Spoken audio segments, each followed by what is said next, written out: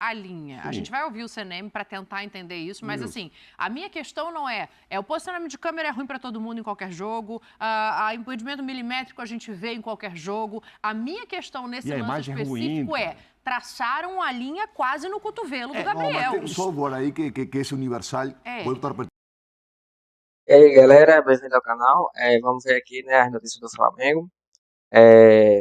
O que é que os comentários estão achando, né, da vitória, depois da vitória do Atlético, né, e a preparação para o jogo contra o Fluminense nesse final de semana. Se é novo por aqui, por favor, não esqueça de deixar o like, se inscrever no canal, vai ajudar bastante. Créditos SPN, link vai aqui na descrição. Vamos pro vídeo. Que foi a atitude antidesportiva, segundo o Braulio, que acabou rendendo um cartão amarelo ao Gabriel. Ele está na casa do rival, a torcida visitante a gente sabe que é um cantinho lá no alto. Vai comemorar como um gol. E ele comemorou o gol e assim, ele fez a nada comemoração mais- padrão, mais ele não fez específico. nada E diferente. ele saiu em linha reta, ele não foi provocar ninguém, não fez sinal de silêncio para ninguém. Mas continua sendo contra não falar. Vai lá, fala, reclama. Isso. E fala, ó, tá errado, esse juiz fez isso, fez aquilo. Porque o juiz põe lá na súmula, a gente fica falando do juiz depois. O técnico não falar, era muito Entramos na legal. arbitragem, então. A gente ia falar do jogo e a gente está falando da tem arbitragem, jogadores é isso? que têm sido punidos por falar, né? O Araújo em São Paulo, acho que também em Palmeiras. Então, O Zé Rafael foi pro STJD. Não, por e conta da Araújo em São Paulo também. contra a Então, Copa do hoje Brasil do ano hoje passado. virou também perigoso se expressar. Não só comemorar um gol, já comemorar um gol já é perigoso, você pode ser suspenso.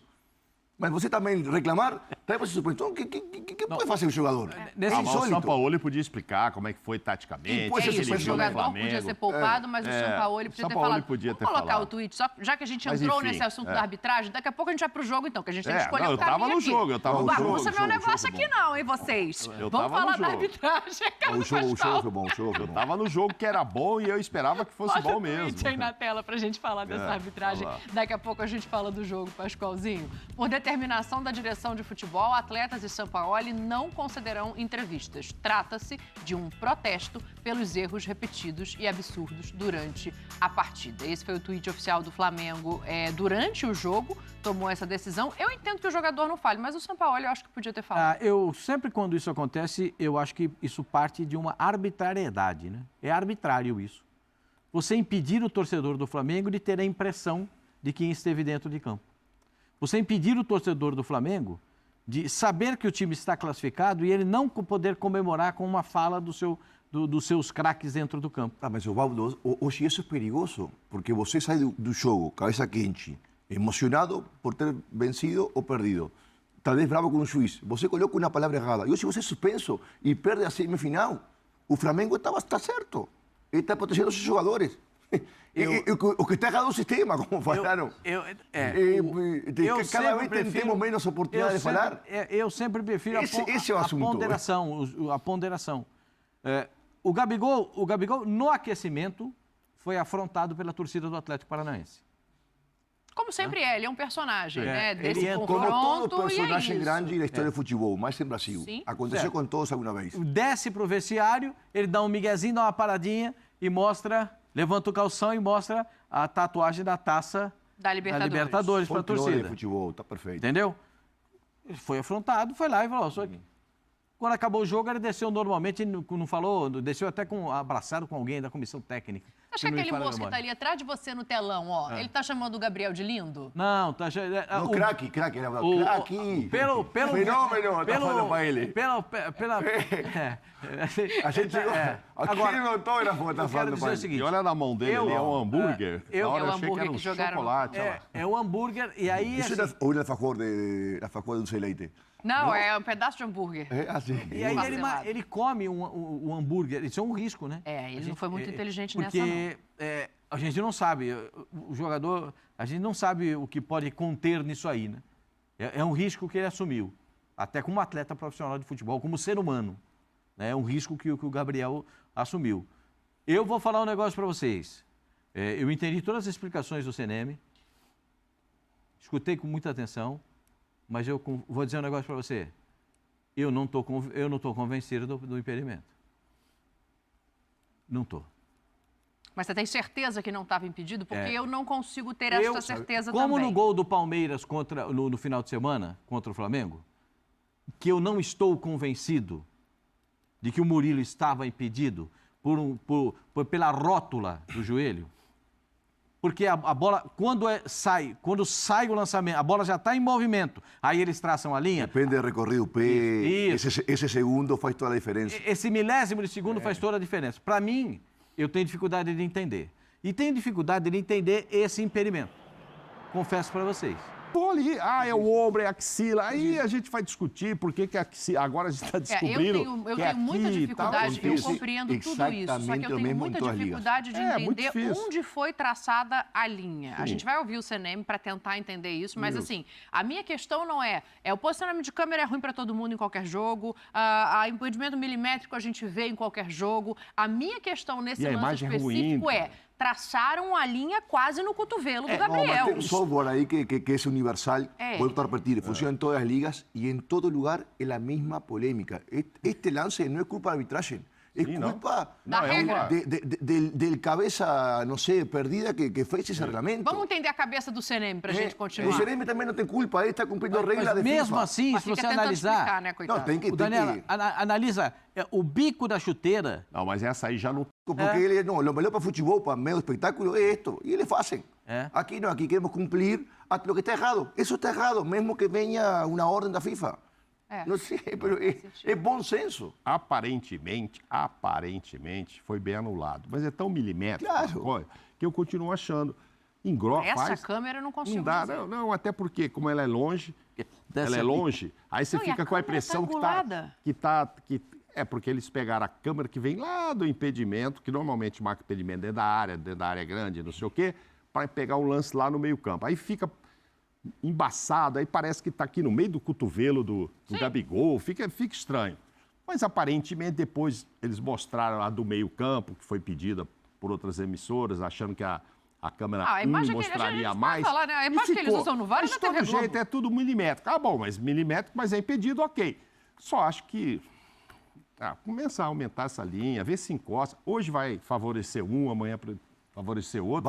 Mas a gente vai ter um futebol mais perto daquilo que a gente sempre teve. Mauro, a FIFA vai começar a fazer o teste agora na Liga de Suécia. Sim, a engrossar a linha. Depois de 8 anos, perceberam e vão fazer o teste na Suécia. Aí, parece que mais espera? O teste já foi feito na Inglaterra. E muito bem feito. Mas sem permisso da FIFA. Eles fazem muito fácil. A FIFA vai vir outra lei do Cara. Vai mudar a lei também. A proposta agora da próxima reunião dos velhinhos lá. Dos velhinhos que jogam cricket. Jogam cricket. Isso foi maravilhoso. Do Diego Lugano. Eles vão analisar o impedimento só com o corpo na frente. Um corpo à frente. Se tiver o ombro, jogador com o corpo meio na frente, corpo, não. Só um corpo à frente. De vantagem. É uma análise, aí, mas não está aprovado ainda. O que está aprovado é isso que o Lugano falou. Por eles vão enquanto, testar a gente tem que ouvir e talvez na próxima temporada isso será utilizado. Só para quem chegou depois, a história é o seguinte. Diego Lugano, aqui na nossa abertura, explicou que quem faz essas regras de VAR e etc. é um conjunto de senhores que jogam cricket e nunca pisaram num campo International World, na Inglaterra. Esta é a explicação de Diego Lugano. Vai, CNM, dá a sua explicação aí. Não tem nenhum jogador. Nesse momento, a gente já vê que o jogador de branco aparenta estar desse lado da linha que foi pintada na tela. Mas a gente tem que terminar o traçado dela. Então eu vou colocar o traçado no atacante. Todos esses câmeras que nós Jiboia, Kennedy, Léo, Cezinha, eles trabalham para essas empresas que prestam serviço. Entendeu? A culpa é deles, então. Não, eles montam aqui a câmera do impedimento para o futebol, para a transmissão de futebol. A câmera de impedimento ela fica entre a linha da grande área e a intermediária. Perfeito? O Kennedy, é assim que vocês montam lá? Entre a linha da grande área e a intermediária. É isso. Tem um monte de mãozinha isso aí, ali atrás, ó. É isso aí. Aí, do outro lado, na mesma coisa, da linha da grande área e da intermediária. A câmera do VAR tem que ser mais detalhada. Ela tem que ter, no mínimo, 3 câmeras de cada lado para traçar as linhas de maneira correta. Você ter, além da utilização dessa câmera, que é muito boa, que são espetaculares, mais outras câmeras que possam dar uma clareza para a gente dirimir essas dúvidas.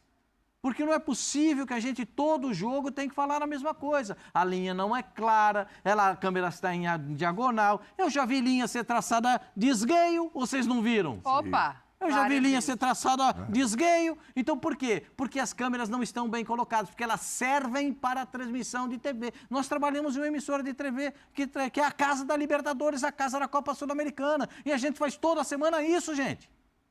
Toda semana a gente faz isso. Então o senhor merece uma explicação que está em casa do que acontece. Se a CBF tivesse o cuidado no VAR de colocar mais 2 ou 3 câmeras laterais para dirimir as dúvidas, inclusive se a bola entrou ou não, porque se você gasta muito dinheiro. Quanto gasta para o negócio da câmera, a bola que pica dentro e sai Chip fora? da bola? O chip da bola, os cambal de Madureira? 17 milhões, Era um negócio, dinheiro. Agora, Mas se não você era tão tinha, grande, pelo não. menos no ano passado, tinha câmera na trave. Eu anotei O ano aquele passado dia. tinha câmera na trave que mostrava se a bola entrou ou não. Esse ano não tem, por economia. E a minha avó falava que a economia é a base da porcaria. Então, o que a gente está vendo? É o que está acontecendo todo dia. Todo dia. E todo dia fico eu aqui desabafando contra a arbitragem. Parece que eu tenho um certo problema com esse negócio. Sabe qual é o meu problema? Qual? É a injustiça. Você sabe quanto custa a largada? Ó, vou citar 2 jogadores, dois membros que vão entrar em campo do Palmeiras hoje, só 2, 5 milhões por mês. Sabe quanto custam 2 do São Paulo? 4 milhões por mês. É barato o Não. futebol? Então tudo isso é muito caro. O futebol é muito caro e trata com uma coisa que é a paixão do torcedor. Isso que a CBF tinha que entender. A paixão é muito maior do que tudo e o futebol é caríssimo. Tem elenco que custa 23 milhões. Tem elenco que custa 30 milhões por mês. Ou estou falando de coisas que ninguém conhece? Não. E isso tudo vai pro ralo quando o cara faz um negócio desse. Pode determinar numa classificação, uma desclassificação na Copa do Brasil. Pode determinar uma pontuação ou não pontuação no Campeonato Un Brasileiro. técnico ser demitido, un jugador acabar a carrera, ser herói. É muito sério. É muito sério. Isso é sério demais para ser tratado apenas como um lance argumentado pelo presidente da comissão de arbitragem. O fato é mais alto, mais elevado, precisa ser tratado com mais cuidado por parte da CBF. Mais câmeras, muito mais apreço, muito mais atenção, porque o futebol é caríssimo e cuida de uma coisa que é paixão do torcedor, não pode ser largada à toa.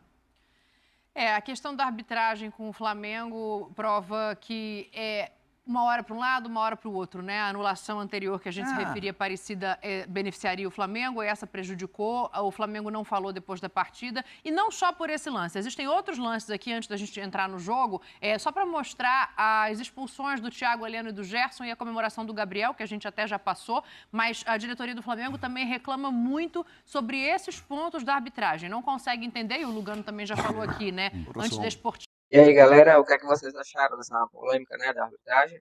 Coloca nos comentários, tá certo? A opinião de vocês. E não esqueça de deixar o like, se inscrever no canal, vai ajudar bastante. Creatis SPN, o link vai ter na descrição. Valeu.